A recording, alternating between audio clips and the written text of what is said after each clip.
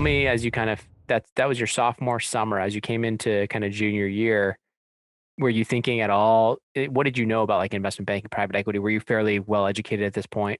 Were you on Wall Street Oasis every day, or were you like still, tell me what was your thought process?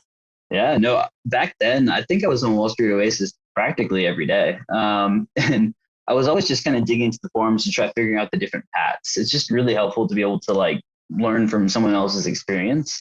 And those posts go like way back, so you get some like depth to it too. Like some of those forums can go back to like '09 and stuff like that, where you get some kind of detail about how the firms used to be. So you get a little more insight on culture and stuff like that. And then kind of on top of that, I was doing a lot of other research on the side about like investment banking, private equity, the ins and outs, and just trying to get a better understanding of like the non-real estate side as well.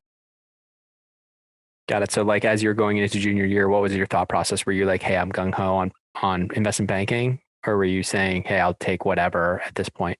Because you were still like, you recognized you were still non-target, right? So Yeah, so it was kind of interesting. I was for some reason convinced I could get to private equity without doing investment banking. I was kind of under the impression like, okay, if I do enough that's internships, actually not that, that's not that unheard of to be overconfident as a 20-year-old guy in college.